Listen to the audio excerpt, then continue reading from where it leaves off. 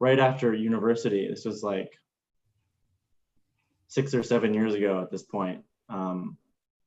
Actually spent 3.5 years at an academy in India studying Vedanta philosophy. Right after university, this was like getting into this knowledge 6 or 7 years ago at this point. Actually spent 3.5 years at an academy in India studying Vedanta philosophy. Right after university, this was like getting into this knowledge. Hey, we are listening. 7 years ago at this point. Is there a way to years? I think somebody's logged in from 2 devices, from phone and laptop or whatever. That's why we are hearing echo. So you need to turn off one of them. Yeah, I mean, so you started this. I mean, this is a misconception. People feel like you need to start it when you're like, you know, very halfway after life, right? your life. Yeah, it's not. Yeah. It's not actually. You know, I don't think it's a good conception. But the earlier, the better. I feel. You know, it's like it gives you more. I don't know. I feel way different when I do some sort of meditation, even for some minutes. And I feel like I'm more aligned. My mind is more aligned and I can make better decisions. And I like kind of surrender myself sometimes. I really feel like overwhelmed and I'm like, you know, I don't give up. I still take care of my stuff, but I'm kind of, okay, you know, I can do it. But otherwise I feel like I'm always running, like just running. I never had a minute to sit, like live a normal life, like go home and sit and watch TV and do this and that. That's what I've been feeling, right? And now I feel like I need to slow down. But yeah, it helps. It helps me to keep my mind aligned. Thank you. Hi, Vidushi. They're still trying to, I think. Hi, Nisha. Hi, everybody. How are you? Met Vidushi, by the way. I think we all. Hi, Vidushi. My daughter's name is Vidhi, and I call her Vidushi with love. Good to meet everybody. Yeah, thank you so much, everyone, for spending your Saturday morning with us. Sure. Good to see, like. सारे बुड्ढे नहीं हैं यहाँ पे, right, Anisha? Yeah. Good to see young people that are wanting to be, that are spiritual. Yeah, yeah. We have some young people too here. Yeah. This is something really nice. I believe Anisha, I believe having an interest in spirituality before Budapa is here is a very good sign. It is, yeah. You're likely to stay young longer. That's good to know. Hey guys, so let's give a 5 minutes before we start actual session, in case if somebody is joining little late so they can hear. We are already live on YouTube, by the way, but give us like at least 3-4 minutes, 3-4 more minutes. So in case if somebody is joining, okay? Perfect. I mean, of course we can talk. It's not like we have to stop, but just. Anisha, where are you calling in from today? I'm from Hercules. I live here in north of Richmond. Yeah. How about you guys? I'm calling in from Millbrae area. Okay. So near the San Francisco airport. I grew up in the Oakland Hills. Okay. So I'm pretty familiar with the Bay Area. Okay, good, good. I lived in Burlingame for a little bit, like 10 months. So I know Millbrae. Mm-hmm. Yeah. Truesdale Drive. Yeah, I used to live there. I live in Truesdale Drive. Oh, okay. It's funny. Yeah. Can we request everybody to turn their cameras on if it's not a problem? I mean, I think that's one of the. Yeah, that would be nice. I think it's always nicer to see people.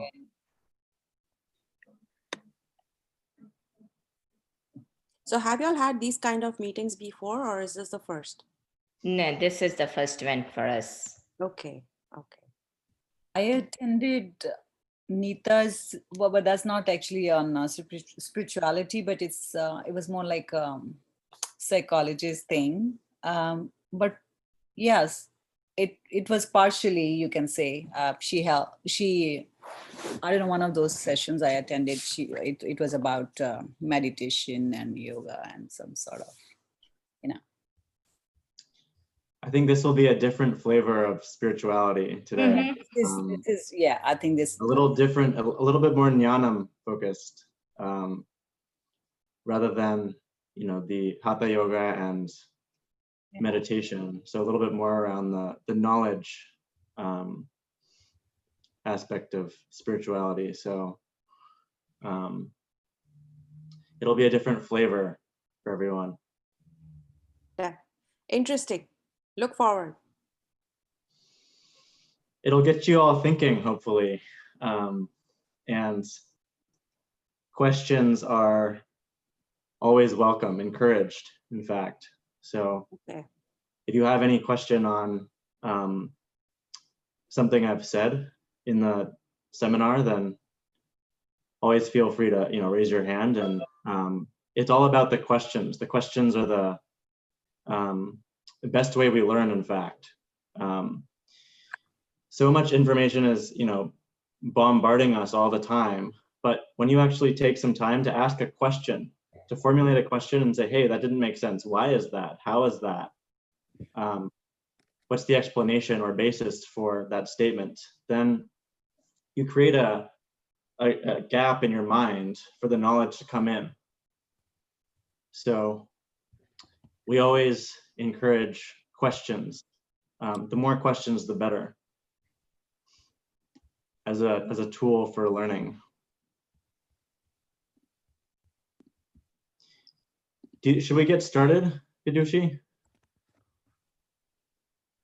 Yeah, I think so. Hold on one second. So I really wanted Kai to do a seminar like this. I'm super excited about it. For those who don't know, Kai learned Vedanta in India after college for 3 years, full time, 4 a.m. to sunset is what I know. And it's a pretty rigorous kind of immersive education on Vedanta. And since then, Kai has been teaching Vedanta philosophy all over the US. And he also, he works at a company which has goals to change the energy grid. And he works as the head of people development there. So it's, I think it's a very, for at least for Indians, I think it's a very out of the box job, and it sounds so cool. And he is an avid surfer, and he has recently started life coaching as well. So I wanted to, introduce Kai. So if we have missed any introductions, and I'll now give the floor to Kai, so he can talk about what we all are curious about.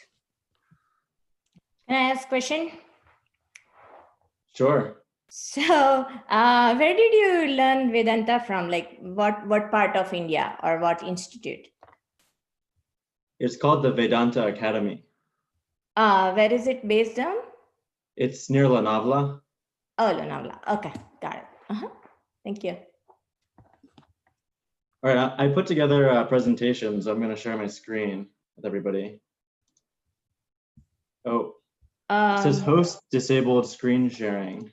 Sure, give me 1 second. I can put you as a host now.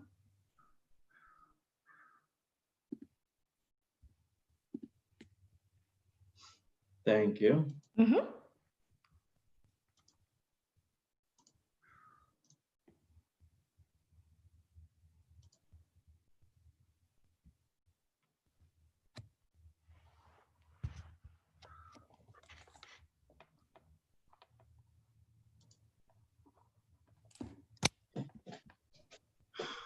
Can everyone see? Yes. Beautiful.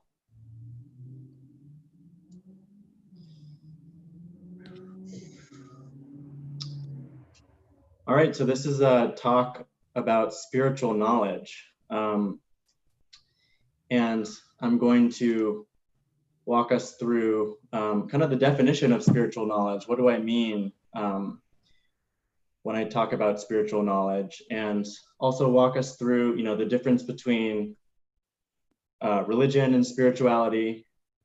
I'll talk about some misconceptions around spirituality, common misconceptions that we often hear, that are floating around out there. And then I'm going to get into a conversation around what is the human constitution.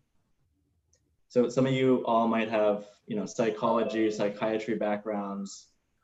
I'm personally familiar with some of the, personality assessment tools that are out there: Myers-Briggs, Enneagram, Ocean, DISC. There are a lot of different assessment tools that have been created to help understand the human constitution.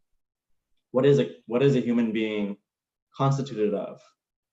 We're each human beings, right? What are the different equipments that we have that constitute the human personality? And in understanding each of these equipments better, how can we use them to live a better life?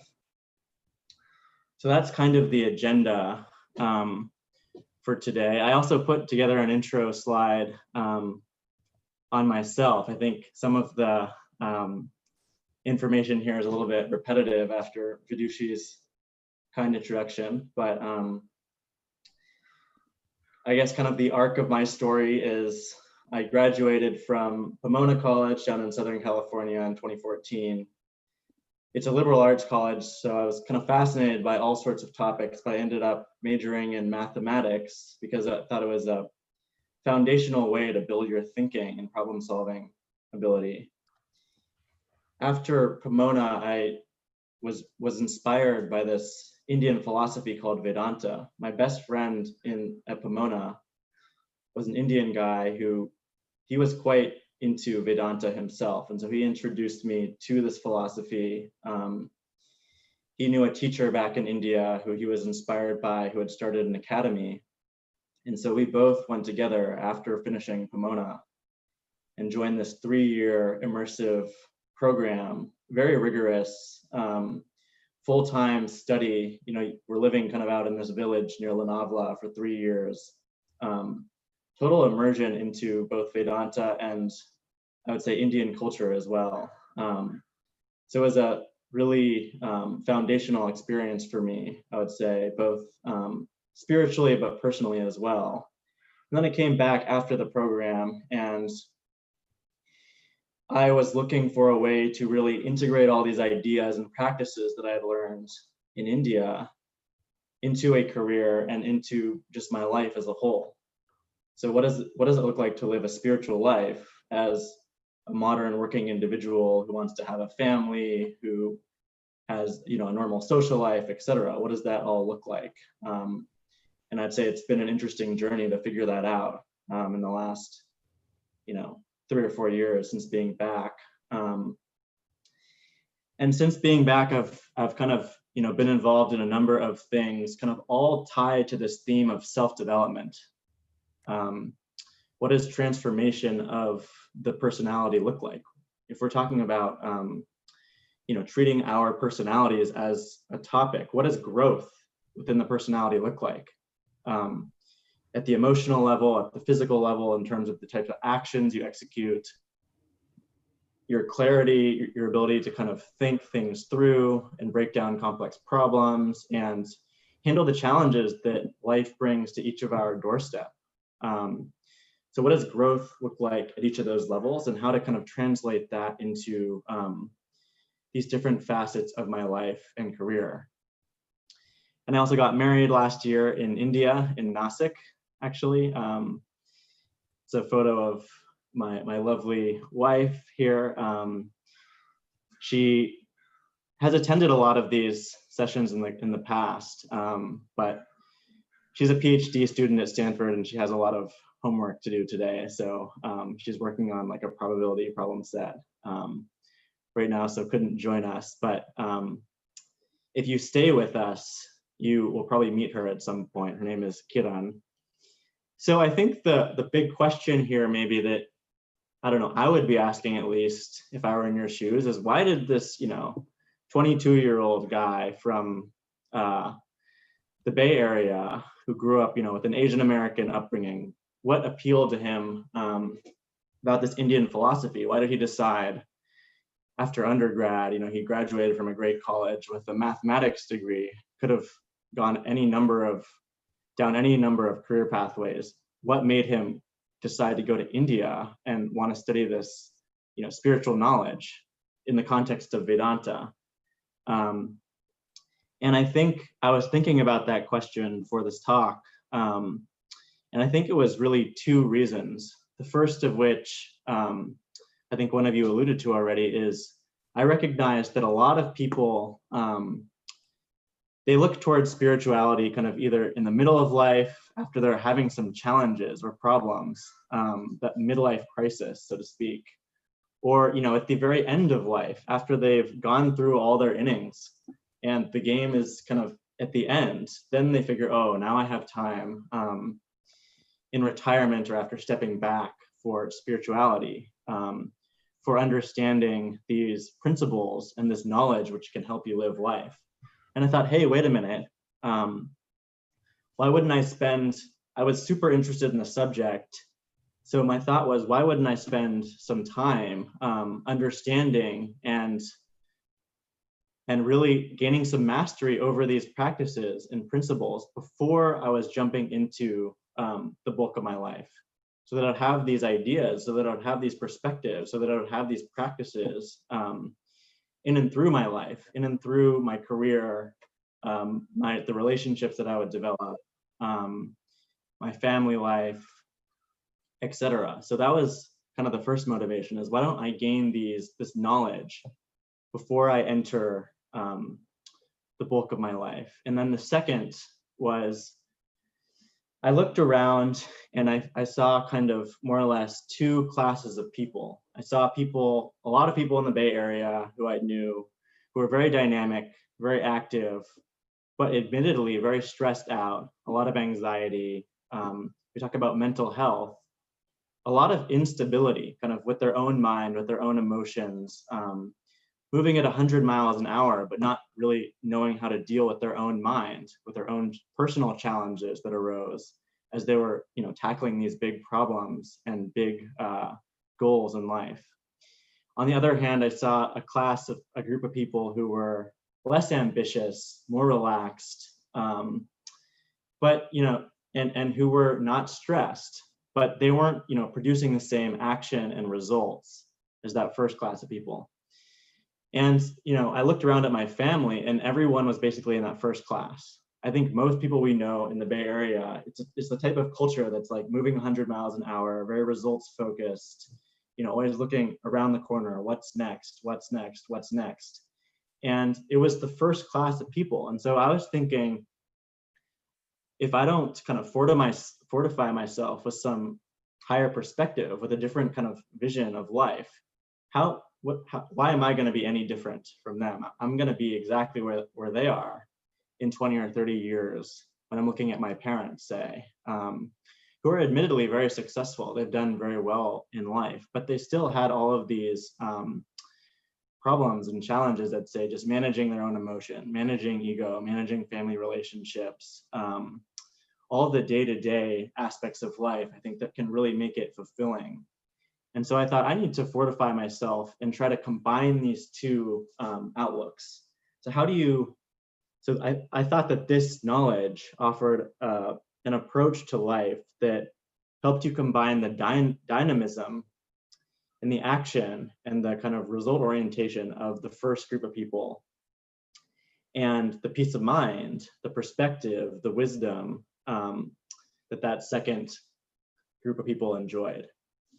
So that's a little bit about my motivation. And as I was saying before, if anyone has any questions, feel free to jump in. Just raise your hands and I can pause throughout this.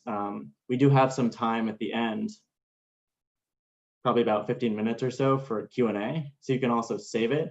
But if you have a burning question, don't hesitate to jump in and ask, because I think that's the best way to learn.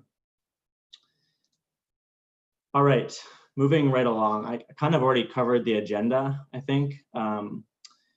So I'm going to talk a little bit about, spiritual knowledge. What exactly does that mean in this context? Spirituality versus religion, misconceptions about spirituality, and then dive into an explanation of the human constitution. So we're all human beings. We all have this personality. What are the different fundamental building blocks of the personality, the different equipments that we have at our disposal, and how can we better understand them in order to better use these equipments to live a fulfilling, dynamic, meaningful life? And then just giving a sneak preview for next week, we had scheduled this for a 2-part seminar. We'll be talking about the benefits of spirituality to the average person. So, I think naturally that question arises, well, I'm going to go through this, seminar and learning process. What do I really stand to gain from this, kind of from different perspectives? So I'm going to walk through that a little bit and then dive into the kind of philosophical meaning of yoga. It's derived from a Sanskrit term, huge, and it has a kind of deep philosophical connotation. And so I will explain. And there are, in fact, many different yogas. I think when we hear yoga, we think about the yoga asanas, the physical practices. But in fact, there's a deep kind of spiritual connotation that yoga has. It's actually a spiritual practice to bring you closer to your real self, the Atman, the God principle in everyone. So there's a deeper meaning to yoga, and we will cover the different spiritual practices associated with yoga as well. There's a little bit of a sneak preview for next week, with the hope that some of you can join us then. So now moving right ahead. So just defining what spiritual knowledge means. I think there are a lot of different explanations and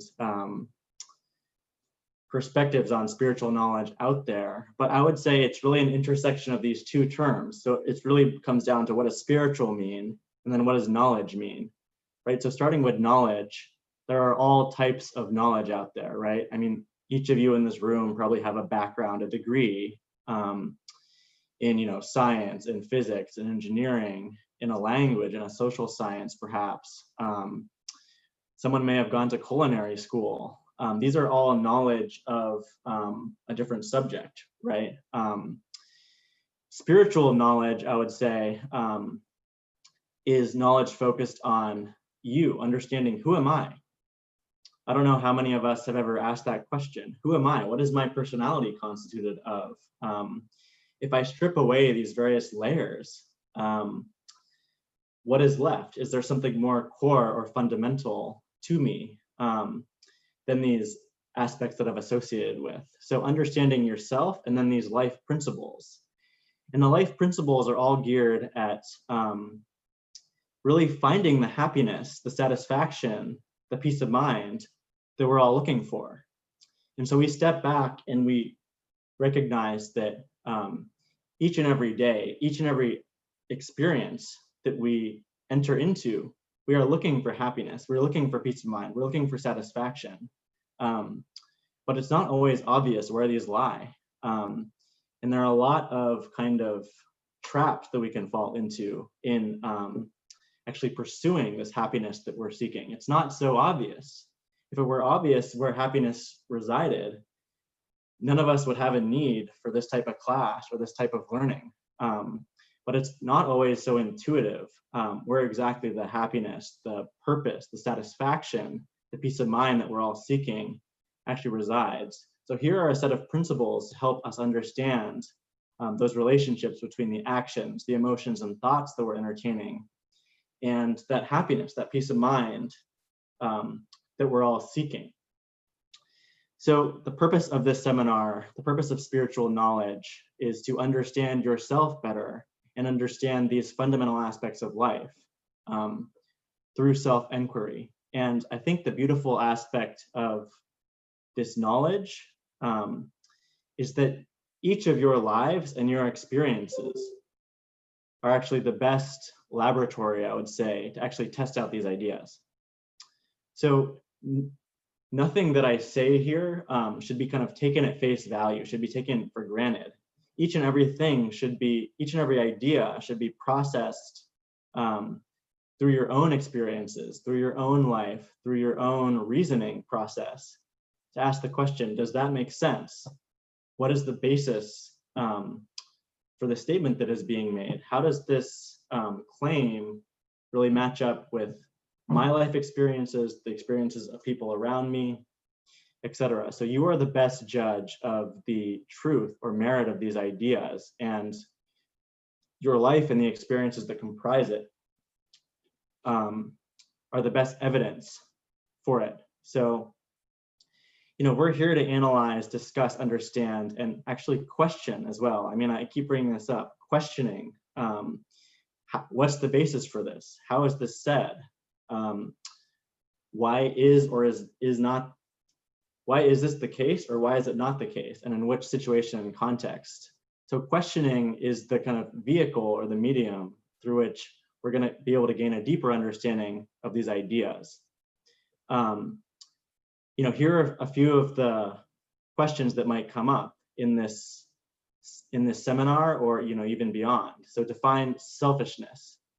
If I am selfish, what impact does it have on my state of mind? What impact does it have on my relationships with others? So this is a deep question. It's not meant to be taken at face value. I mean, I'm sure we all have a face value kind of understanding of the answer to this question, but it can also be kind of analyzed and understood from a deeper perspective. And that's what we're after in this class.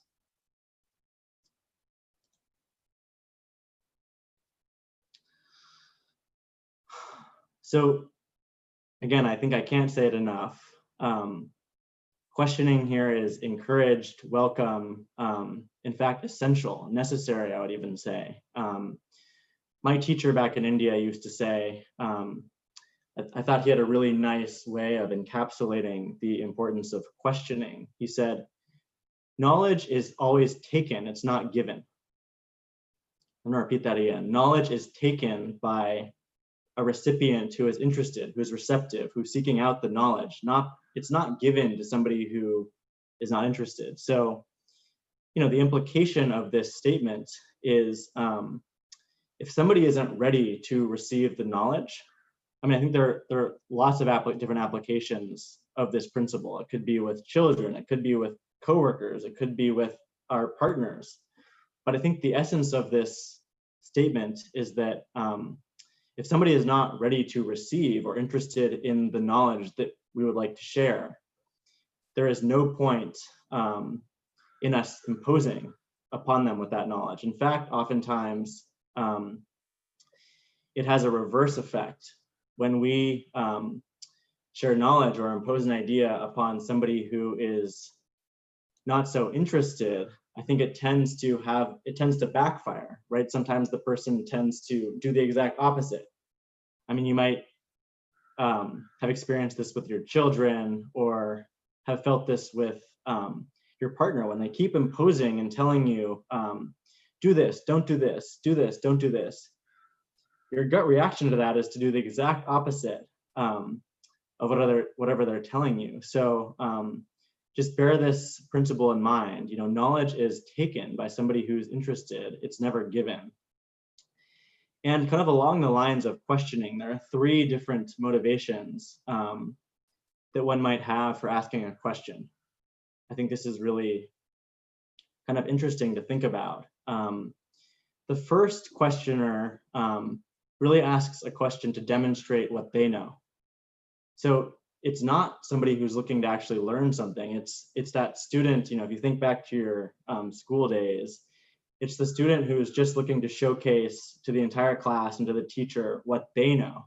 So it's more a focus on, I'm the know-it-all, I know everything, look how smart I am through this question I'm asking, right? The second type of questioner is really asking a question to trip up the teacher, to challenge the teacher, to bring the teacher down a level. They may feel, oh, I am smarter than this teacher. Why is this teacher up here giving this talk? I should be the one. So I'm going to ask them a very tricky question to kind of throw them off or kind of trap them. Again, the motivation here is not a sincere desire to learn. It's only the third type of questioner who is really asking that question because they want to sincerely learn something. They recognize that here's a subject in which I don't know something, and I'd like to learn more about it. And so that motivates them to sincerely ask a question, to really seek out knowledge and learn. So, in this seminar, and if you continue on with us in future sessions, I will always encourage you all to ask questions. And in turn, I'd ask that you encourage, your children, people around you, your partners, your coworkers, to ask questions as well. And, it's interesting to think about, why is this important? Why is it important to foster a learning environment in which questions are actually encouraged, not discouraged, not where you're shushed when you ask a question? People say, shh, don't speak up, don't ask a question. That's obvious. Everybody knows. In that liberal type of environment, right, it creates the highest likelihood for people to actually want to learn, for people to want to engage, for people to feel free and empowered to speak up and ask questions to address the things that they don't know. So if we're talking about creating an environment which is conducive to learning, that freedom to ask questions is a fundamental, foundational part of that. Any questions so far?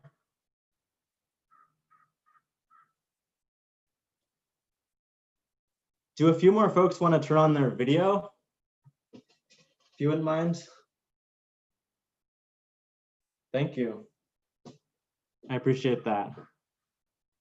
It's hard to just talk to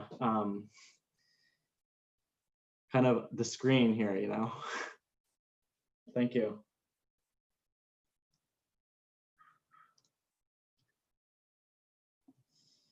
Okay, so moving right along here.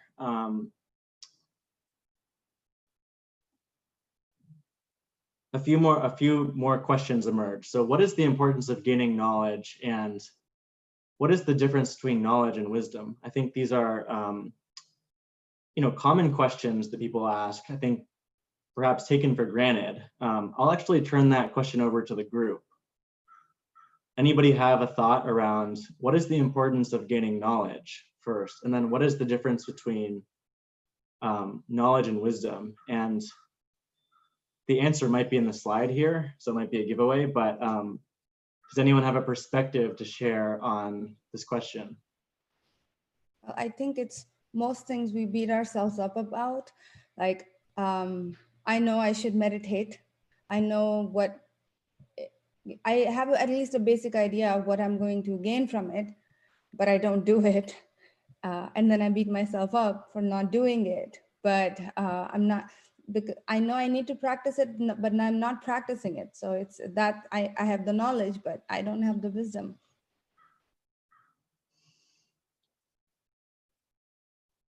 Any other thoughts?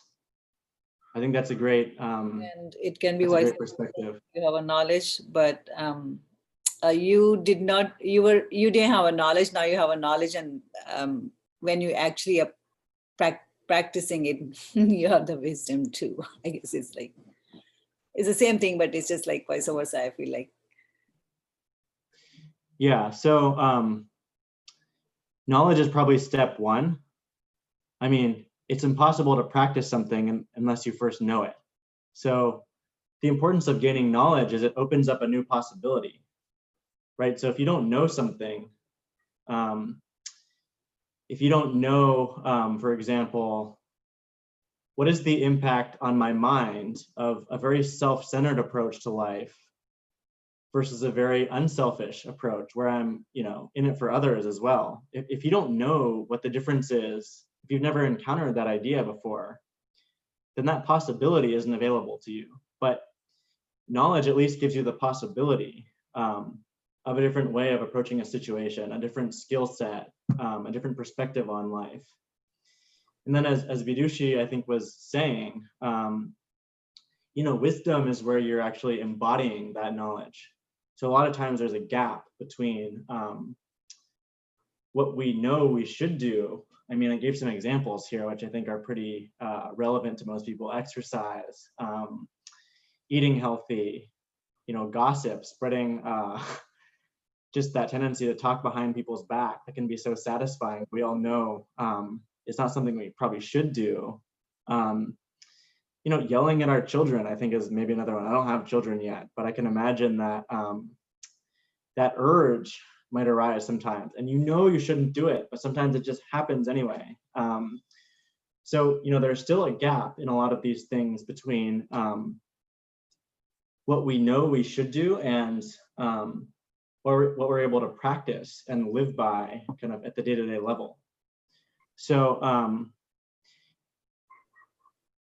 I thought of kind of an analogy here between, the difference between knowledge and wisdom is kind of like the difference between food and the kind of physical strength and vitality that you get from food once it's been, properly digested and broken down and gone through that whole process, right? So you don't just put food in your mouth and it doesn't automatically kind of convert into physical vitality, into energy, right? There's a whole process by which it needs to be broken down and converted. So similarly with knowledge, if there are a bunch of things that we know but aren't living by, there's a whole process to actually, break down that knowledge and convert it into wisdom. So how do I take an idea and really make it a part of me, make it a part of the way I live, make it a part of the way I interact with people, the way I treat people, make it kind of my default tendency, my default reaction. So there's a whole internalization process that needs to happen. And it really kind of happens in 3 phases. The first phase of converting knowledge to wisdom is listening. So you have to first listen, right? I mean, you have to know of a different possibility before you can potentially act on it, right? So you have to listen. You have to put aside your preconceived notions, all of your conceptions about something, and listen with a fresh set of ears to somebody who is providing a different perspective. And listening doesn't need to necessarily be verbally. It could be reading. It's just basically gaining information is the first step. And then the second step, which I think we all tend to focus less on. I think we all of us take in plenty of information. This is not the problem here. I think we're in fact probably bombarded by too much information these days. And most of us are just constantly consuming information, the news, social media, so many different avenues that are kind of piling information on us. But I think fewer people are going through that second phase, which is reflection. We call that manana in Sanskrit. And what does reflection mean? It means, going through that self-reflective exercise. When somebody says, makes the statement that a self-centered approach to life, where you're just thinking about yourself and everybody else can be damned, that type of approach leads to unhappiness. This is one of the principles in Vedanta. So it's not enough to merely hear that. I mean, that may resonate with you at a certain level, but there's the next level is taking that idea and actually reflecting on it. So thinking about, why does this make sense? How is this said? Why is this the case? Are there certain exceptions to this principle? What are my doubts surrounding this principle, and how am I going to address them? Because a lot of times the idea is it intuitively makes sense, but it's not deep enough. It's not it hasn't become part of us yet. And so that process of reflection, of thinking about an idea from different angles continuously over a period of time, can really help, transform an idea from just being an idea outside of us to something that we really believe core to us, that is really part of the way we go about life, that is a core value, you could say. So we have listening and then reflection, and the third aspect, which helps transform knowledge to wisdom, is experience. So it's not enough to kind of, listen, understand at a deeper level, but then you also practice. So again, going back to that principle, unselfishness leads to peace of mind. That's a principle in Vedanta. So I practice that. So I consciously make the attempt to be more unselfish, to be more generous to other people, to be kinder, to not automatically judge that person who I might usually have a negative feeling about. What impact does that actually have on my state of mind? So that experience is going to be the most powerful, I think, converter of knowledge to wisdom. Because now you actually have the lived experience to back up what was once just an intellectual understanding about something. You've actually experienced it, you've actually felt it. And so that power kind of leads into more listening, more reflection, and more experience. So it's kind of like a self-perpetuating cycle. So that's the process of converting knowledge to wisdom: listening, reflection, and experience. And it doesn't just stop kind of after one round. It's like going on and on. So the more kind of experience you gain, the more listening you do, the more reflection you do, and it's kind of this ongoing process. So now we get into kind of the difference between spirituality and religion. And I think different people would answer this differently. I would say religion it's an institution that was created around the philosophical teachings of an individual master. So when we think about Buddhism, when we think about Christianity, when we think about Islam, right? There is no Buddhism without the Buddha. There's no Christianity without Christ. There's no Islam without the Prophet Muhammad, right? So the institution of religion really rose up around the teachings of an individual master who was really a philosopher who was trying to figure out the truths of life, and came up with some teachings that were meant to meet the needs and demands of that time period, of that particular culture of people in which they lived, etc. So it was sort of individualized, right? And a whole institution, a whole set of practices and lifestyles emerged out of these teachings, right? And so the religious heads realized, I think, that not all people were going to relate to the philosophical teachings directly of Christ, of Muhammad, of the Buddha, right? That were at the core of these religions. So in order to bring more people into the fold, they designed rituals, mythologies, different gods and celebrations to really reach all people, right? To reach all people kind of no matter what their interest was, and bring them into the religion.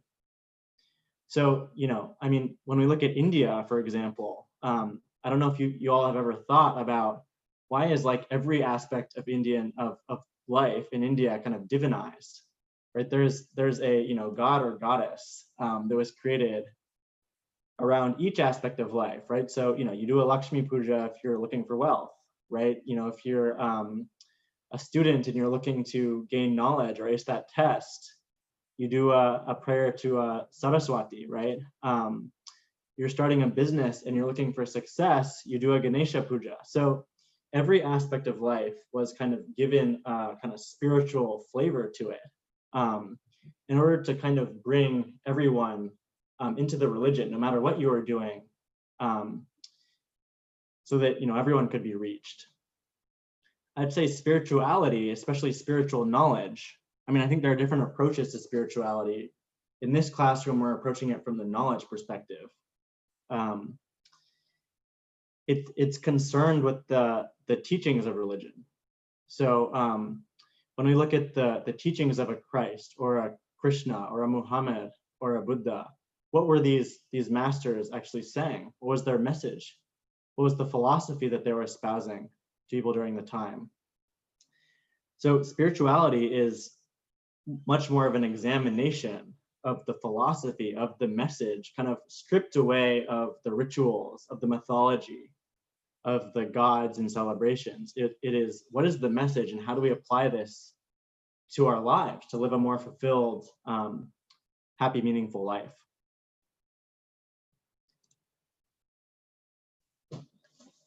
Okay, so now we get into some misconceptions about spirituality. And after I go through these, I'd be curious to hear if there are perhaps any that I left out that you've seen, or just what your reactions are to these. So the first two, I think, are, I would say that there's no sole proprietorship over spiritual knowledge. So anyone who claims to have some exclusive version of the truth. There is no exclusive version of the truth, I would say. The truth, as my teacher used to say, the truth speaks for itself. It doesn't rely on any individual to necessarily convey it. It doesn't rely on any individual to brand it or advertise for it or market for it. The truth speaks, it stands on its own feet. It doesn't rely upon you or me, or anybody for that matter, to necessarily convey it. So there's no ownership or proprietorship over the spiritual truths. The second, I think, misconception is, I think in the West, when we think about spirituality, I think in a lot of cases it's been reduced to yoga asanas and meditation, which are put forth because they are relatively simple practices. I think they are, and they also lend kind of an immediate effect. So you go and do the yoga asanas, you do a meditation, and you immediately feel some type of impact, some type of change. So there's a short-term impact, right? Everybody is looking for some type of quick fix or short-term solution. I would say that, yoga asanas and meditation are undoubtedly a part of a comprehensive spiritual practice. But, spirituality as it was conceived, the spiritual practices, if we're looking at a complete kind of treatment of, human evolution, human transformation, it's far more than just yoga asanas and meditation. How should I act in this world? What should my emotions be like? How do I sharpen up my thinking capacity, my ability to direct my attention? There's so many more aspects than just yoga asanas and meditation. And so I think a lot has been left out when we think about spirituality in the West. So not that these are wrong, it's just an incomplete kind of treatment and view of spirituality. And then I think another misconception is around just who qualifies for the spiritual path. Right? I think a lot of times we think of folks in India who are living in the caves or in some remote jungle who have given up on life, walked away from their families. I mean, sort of like the story of the Buddha, right? He was this rich prince, and he saw the impermanence of life, and he walked away from it all. And I think a lot of us have a conception that to be on the spiritual path, you need to be kind of in that phase of life. But I would say that it's a path and a set of practices that is available to everyone, no matter what your background, no matter what your occupation, your means. So you may have possessions or not have possessions. That doesn't define your spiritual status. It's your relationship to those possessions. It's your possessiveness rather than the fact that you may have possessions or not.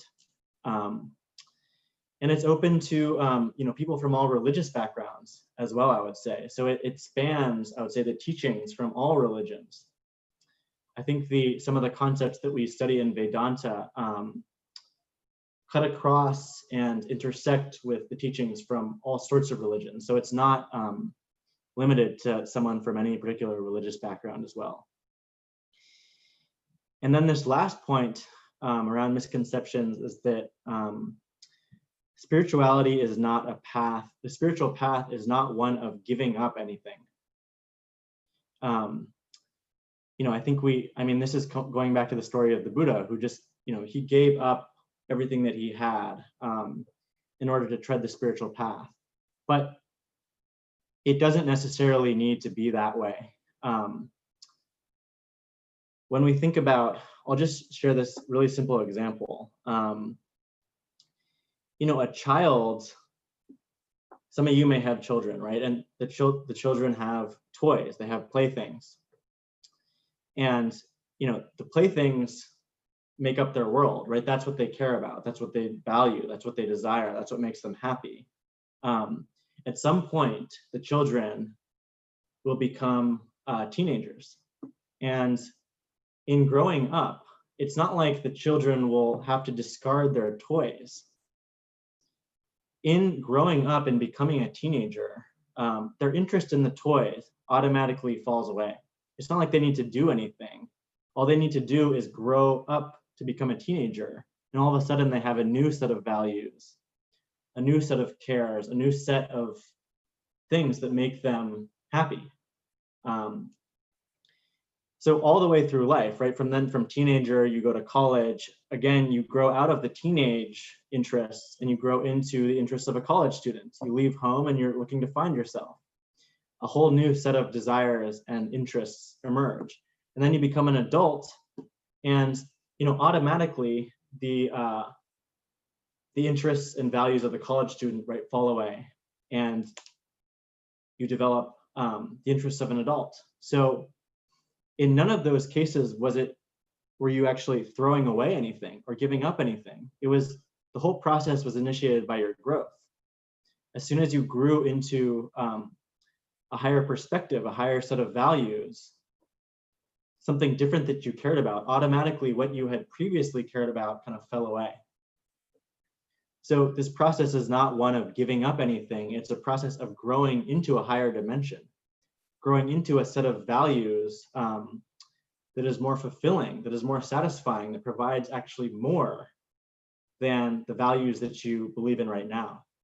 So it's not a path of really giving up, but of growth into a higher dimension. So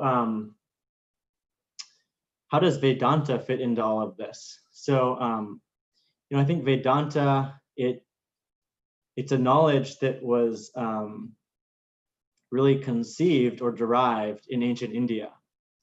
And I'd say it's kind of the birthplace of spiritual knowledge, in the Himalayas, sages and saints, thousands of years ago, who were dedicated solely to uncovering, the truths of life.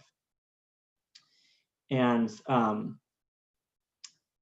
Vedanta, it comes from the Vedas, right? The Vedas were these ancient, textbooks from India.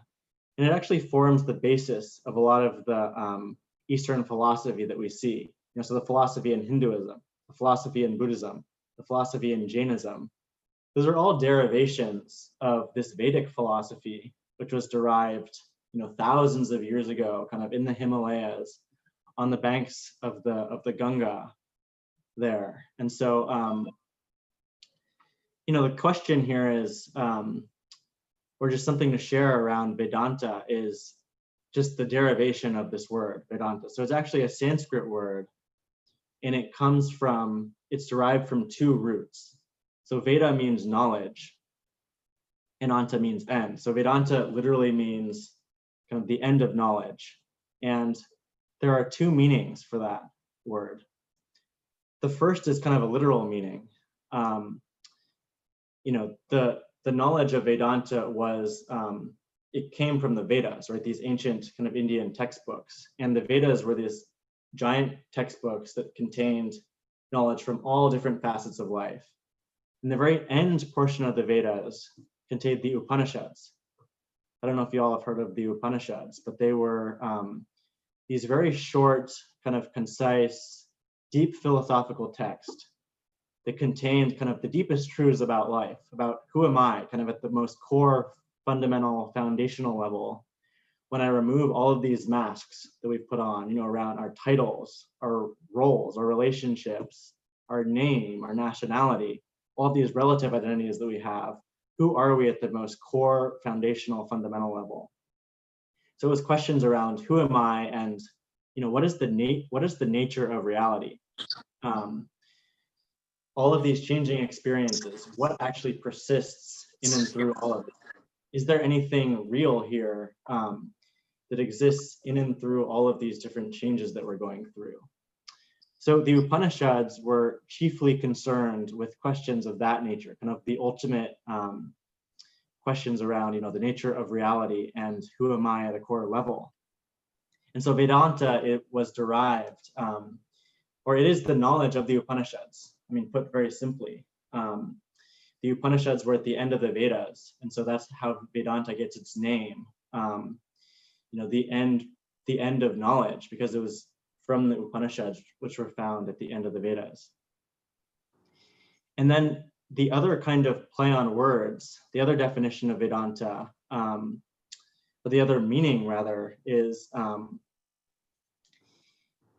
it also refers to this knowing principle. So I'll just ask you all a question. By this point, you all should know my name, right? So if I ask you, do you know my name? What will you say? Yes, right? I know your name. And then I ask you, how do you know my name? Because you told us your name. Sure, because I told you my name, but you just know it, right? You know that you know my name. There's some type of awareness. You cognize that, right? You recognize that I know your name.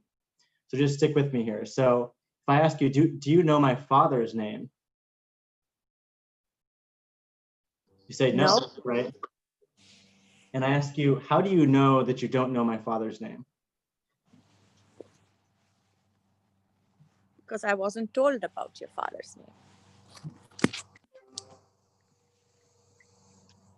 You weren't told it, but you also just recognize that. You also just know it. If I go through my head and I can't come up with it, then I don't know it. There's also just a subjective part of you that just knows that you don't know it, right? Similarly, how you know my name, there's also an aspect that knows that you don't know my father's name, right? This is what I'm getting at here. It's not a matter of memory. It's also just an aspect that recognizes that in one case I know, in one case I don't know. So this is getting into this knowing principle that we're talking about, which we'll talk more about later, but I'm gonna move ahead here.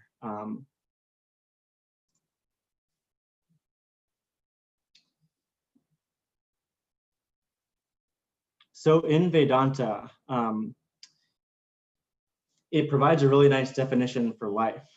I don't know if anyone has heard this definition before, but it comes from a Sanskrit term as well, anubhava data, and they define life as a series of experiences.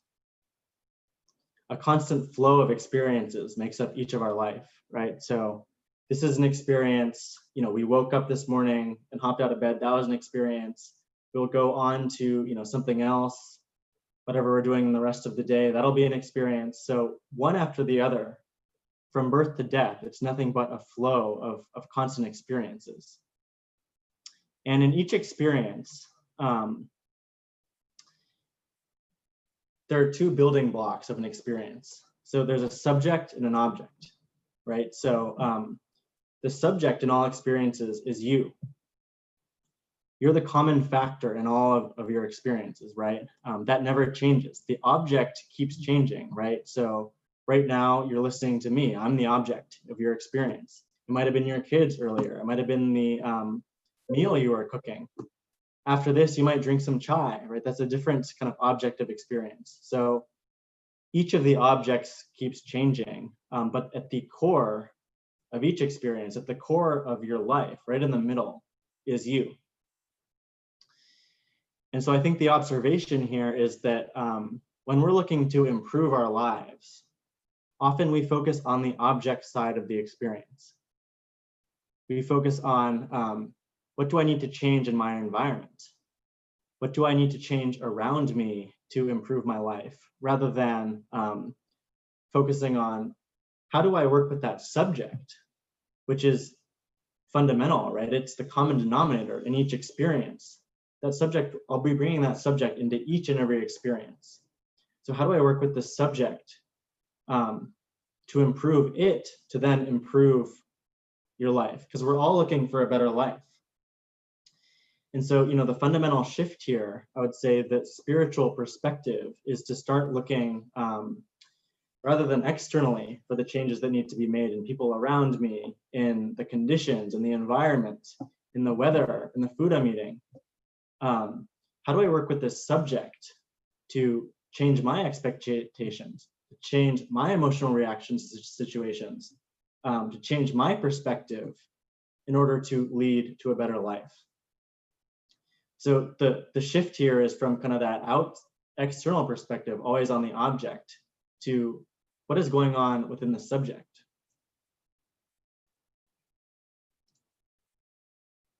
So this kind of gets into the question of, well, then what is that subject constituted of? And we talked about this a little bit in the beginning, with the human constitution. So each of us is a human being, and there are different facets of our personality. So what are the fundamental building blocks or equipments within that personality? And how do I understand them better in order to use them more effectively, in order to then live a better life? So when we're looking at each other right now, what we see is the physical form. That's the first layer of the personality, right? The physical body. And it's really just a vehicle or kind of a container that transports us from experience to experience, right? It's just the shell. I mean, that might sound a little bit harsh to just call our physical body the shell or the vehicle, but it's kind of just the container, right, for our real personality, our inner personality. When we talk about somebody's personality, it's not the physical form that we're really referring to, it's something internal. So, the next two layers of the personality are what we call the mind and the intellect. So the physical body, which is kind of the vehicle, and then we have the mind and the intellect as well. So the mind is the seat of emotion. It holds desire, it holds likes and dislikes. It's all of our preferences. It holds our tendency to worry and become anxious. And fundamentally, the mind it's just a collection of free-flowing thoughts, indiscriminate thoughts. So the mind is like a river. It just flows kind of on its own. It does its own thing. Whatever emotions, whatever desires, whatever preferences that you've entertained in the past in your mind will continue this day forward.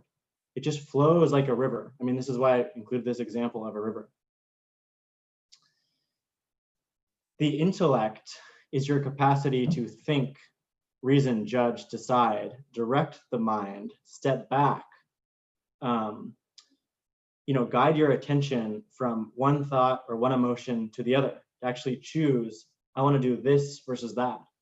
So, whereas the mind is just this free-flowing river, your intellect provides banks. It has the capacity to actually guide and direct this river, to channel this river in different directions. Decide, hey, I don't want to go this way. I'd rather go this way. So it's your actual capacity to direct the mind, and together your mind and intellect form your inner personality. So when we're talking about anybody, what we're really referring to is their mind and intellect. It's some combination of their emotional personality and this capacity to think, reason, judge, and decide. And then a layer deeper, when we're talking about who are you, there's this self. or Atman, or this knowing principle within each of us. It is, when we talk about, we have, the physical body, mind, and intellect. You can think about the self as the enlivening principle for all of those. So it's the very principle, it's the very kind of consciousness which enlivens the body, which brings it to life. So if I just cut off my hand, it's kind of a gross image or thought. The hand will just be lying there on the ground, right? It'll be the same physical flesh, bone, and sinew. But that life principle will be gone. That spirit will be gone. So the self, the Atman within each of us, is that unconditioned consciousness, that enlivening principle, which actually brings the physical body, mind, and intellect to life. So this is kind of the fundamental breakdown of the human constitution. And next I'm going to get into the different aspects of the mind and intellect, just so you have a better understanding of what these equipments actually do and some of their tendencies as well. So, from the description, I think the first thing to point out is there's no good and bad guy here. I think it kind of sounds sometimes to people when I'm talking about the mind and intellect, that the mind is the bad guy and the intellect is, the good guy here. But these are just equipments. These are just capacities, right, that can be used kind of in any way. So, for example, it requires a really strong intellect to rob a bank. That capacity to think, reason, scheme, plan precisely. And it requires a really powerful intellect, to execute a noble purpose. So my point is, it's just a tool, I guess, which can be used towards any end. So the mind and intellect kind of on their own are not kind of inherently good or bad. They're just equipments that we have that we need to direct in a positive way. So I'm just going to talk about a few aspects of the mind and intellect here. So I think the first aspect of the mind is that it has no inherent direction or dimension. So the mind can go anywhere to any extent. Right? When we think about any emotion, I mean, you take revenge or anger or hatred or jealousy, right? It can go to any kind of extent. There's no limit to how far that emotion can go, how much it can kind of build up. So there's no kind of inherent block or kind of limitation on the mind. It can grow in any direction, positive or negative, to any extent. It's kind of like, as I said, a river. It can just flow in whichever direction you kind of take it. The mind is constantly seeking happiness and satisfaction. This is another aspect to kind of understand. And because of that, it's prone, I would say, to dependence and addiction. Right? The mind finds something that provides pleasure. It finds something that provides satisfaction or happiness, and is very quick to just go back to it, to want to do it again, to want to relive that experience, and kind of quickly develops, this attachment or dependence that we talk about to a person or to an object that provides that happiness. So very prone, I would say, to attachment, which can even grow into, a stronger dependence and even an addiction. Another facet is, the mind develops these really strong preferences.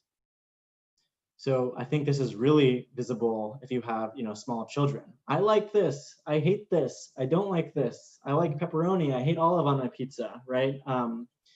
These are just preferences that have developed in the mind, and there's nothing kind of inherently good or bad about them. But the problem is, these preferences have a tendency to really drive our behavior, have a tendency to really drive our actions if we're not aware of them. I like working with this person. I hate working with this person.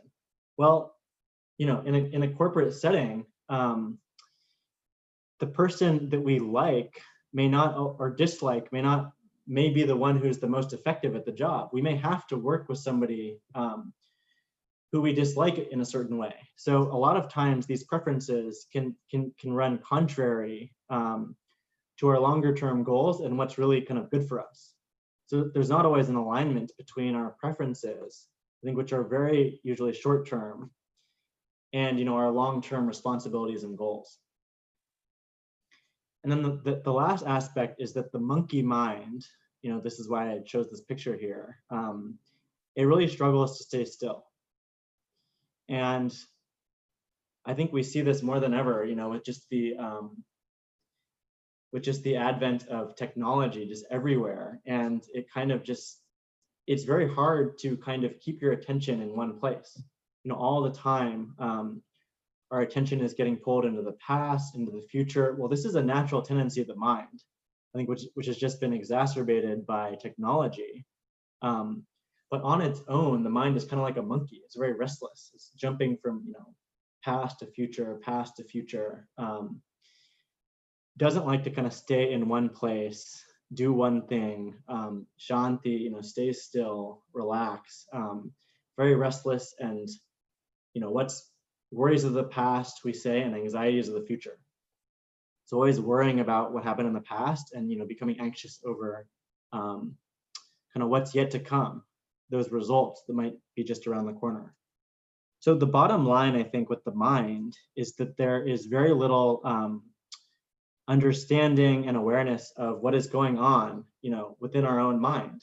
So all of these, I think everybody falls victim to these tendencies in certain ways. And there's a great need to understand, you know, for each of us, how these tendencies are playing out and to really better manage them in order to better manage our lives. So the last slide here is on the intellect. And again, this is not, you know, the good guy and the mind is the bad guy. Again, this is not the right way of looking at it. These are just, it's a capacity, right? To think, reason, judge, decide, ask the right question, to guide the mind, to guide these kind of aspects of the mind. Also to apply intelligence. This is another capacity of the intellect. So it's interesting to think about, you know, 100 people might graduate from the same program, say medical program, and they may all get the same grade. So they did the exact same on, you know, the exams, and they sat through all the classes, but one of them will think of this really creative outside the box way of applying that information to solve some new novel problem. So, you know, it's more than just kind of they accumulated the information. They really understood it at a foundational level and are able to think about it creatively to apply it in a new situation. The capacity to direct your attention as well. So if you just close your eyes and concentrate on your breath, that capacity somewhere in your head to actually direct your attention, you know, away from certain thoughts or emotions towards your breath, that capacity is what we call the intellect, the buddhi. And then, you know, the capacity to kind of discriminate and actually think about the host of choices that may be in front of you. Do I exercise today or do I stay home? Do I, you know, what do I choose to eat? What do I choose for my diet, right? I mean, there are a host of short and longer term interests and benefits associated with each of these choices. And, you know, how do you think and discriminate and decide between those is also a function of the intellect. So the intellect remains underdeveloped, actually, for most people because of two reasons. I think it's hard work to develop the intellect. So everyone has kind of a developed mind. We don't really even talk about the mind in terms of developing the mind. We usually think about the mind kind of in improving the mind.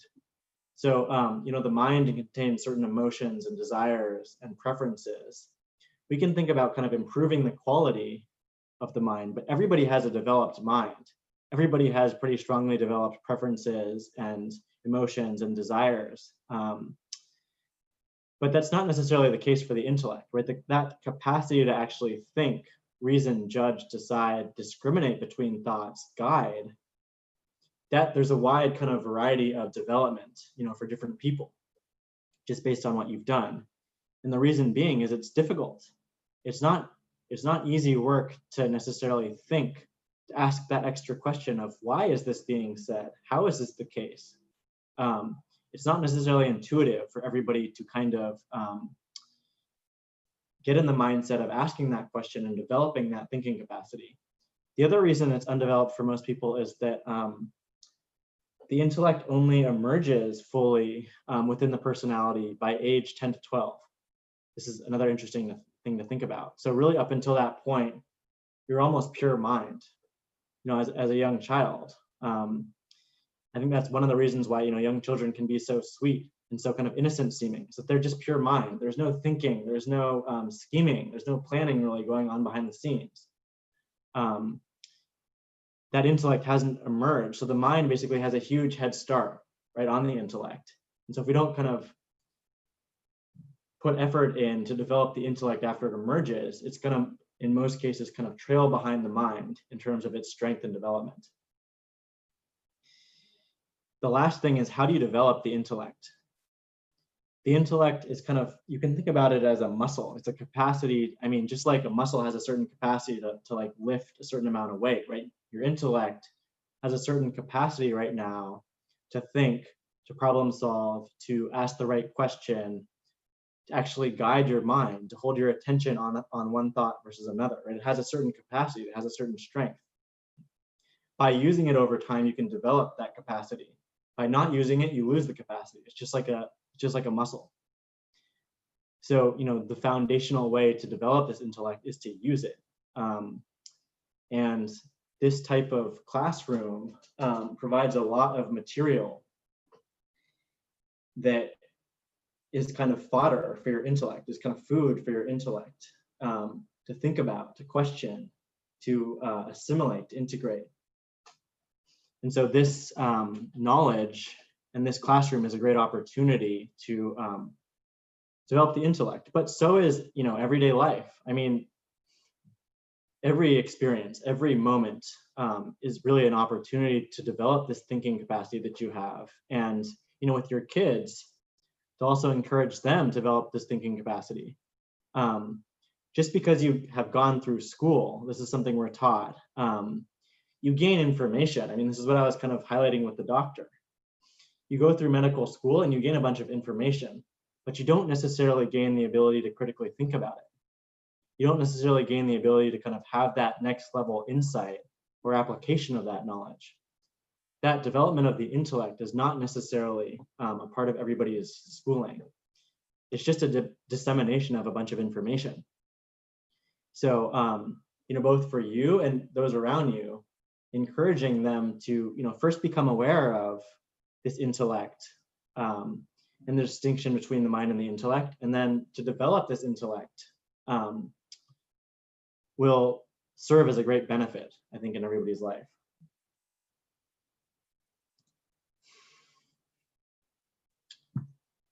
So I know I'm going a little bit over. We're right at 11:15 here. But next time I will dive a little bit deeper into the benefits of spirituality for, you know, the average person who's living a career, who's has a family and has a career. What are some of the benefits that we might gain from this spiritual knowledge, from these practices? And then I'll dive into yoga, which I had mentioned a little bit earlier, which is really the essence of spirituality. I'll explain kind of the meaning of yoga from a philosophical context and how to actually apply some of these practices in our day-to-day life. And then I'll wrap up next week by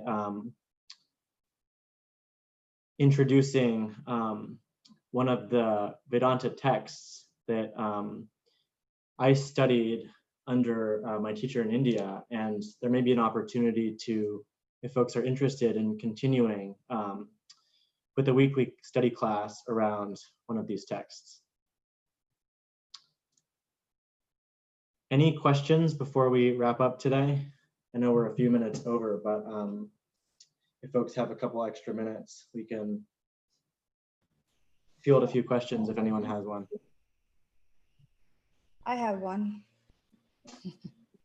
Great. If I can And I'm asking it for more for other people because I have the ballpark answer. I can't say I definitely have the answer. So maybe I'll learn something.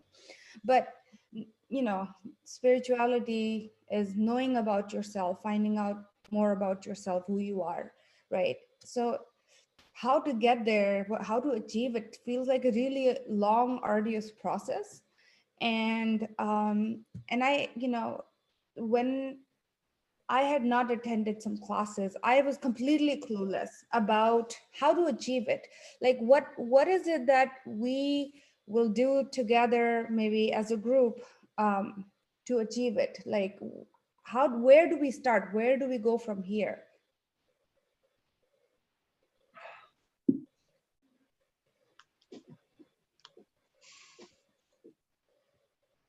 I think it comes back to the three stages of gaining wisdom.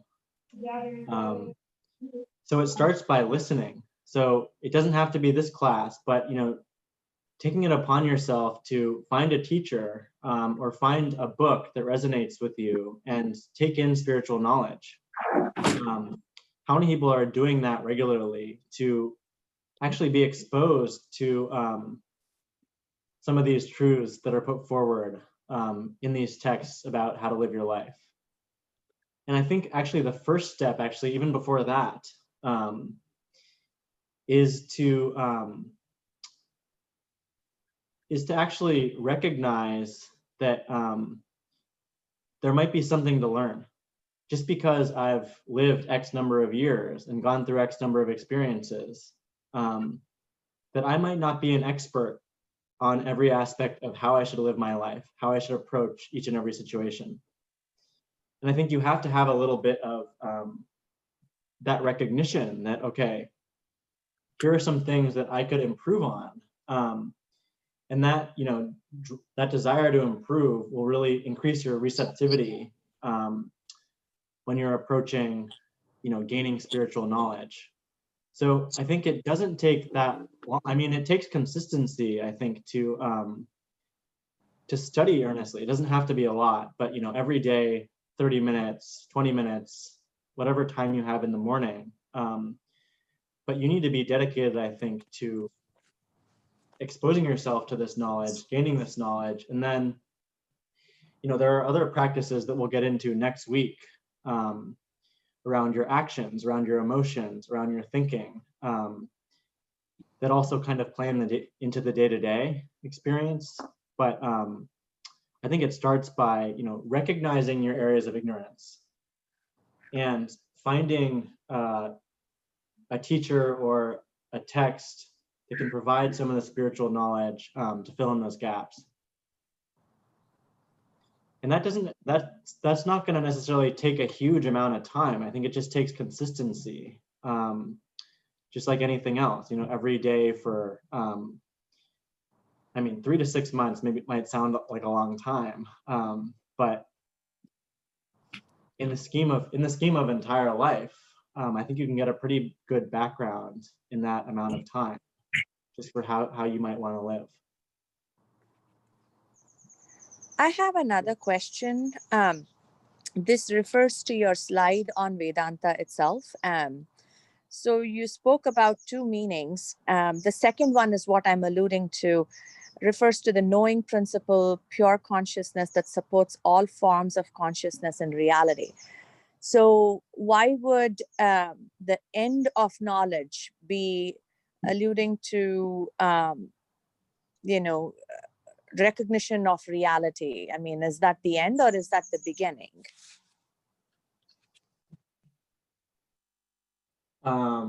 I mean, you could look at it, I guess, from either perspective. It's the end of knowledge really means when we look at like the limit, when we look at like the edge of what you can know, this Vedantic ideal, you know, the Atman, the self, the real self, is said to be beyond that. So any piece of knowledge that we could have, you know, knowledge of engineering, knowledge of physics, knowledge of quantum physics, even the subtlest thing you could know in the world. I guess this Vedantic ideal that we're striving towards as spiritual seekers is even beyond that. It's not something you can know, I guess, perhaps is a different way of saying that, intellectually.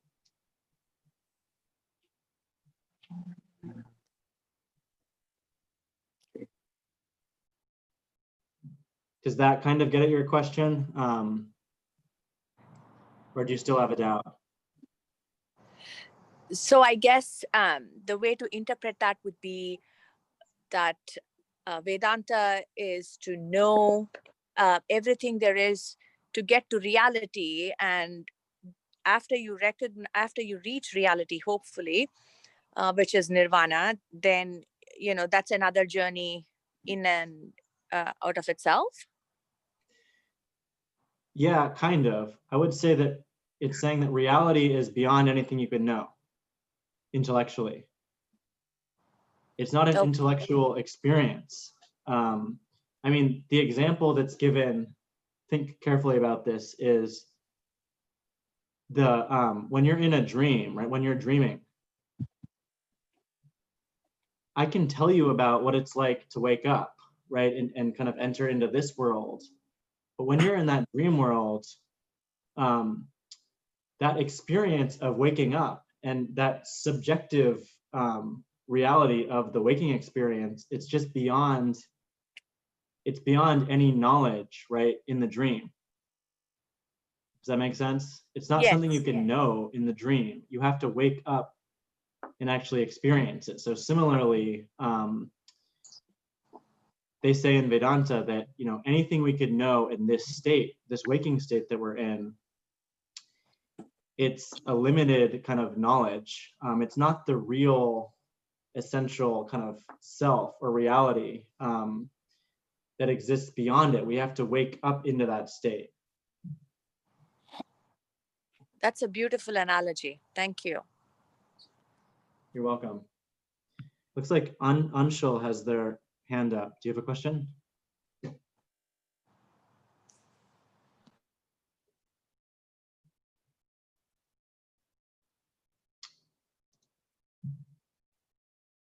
Maybe not. Any other questions before we go our separate ways this Saturday? I believe we're a little over time, so maybe we can wrap it up and people can save their questions for next week, because this is a 2-week seminar. And I just wanted to let everybody know that Kai teaches every weekend Vedanta class. If you want to continue, please reach out to me. And we'll go from there. Otherwise, see you next Saturday. Thank you for organizing this, and Kai, thank you for your words of wisdom. Amazing, and I look forward to learning more from you. Thank you. Yes, thank you. Look forward to learning more next week. Thank you, Kai. Thank you, Vidushi. Thank you, Vidushi. Thank you, everyone, for spending time with us today. Thank you. Bye.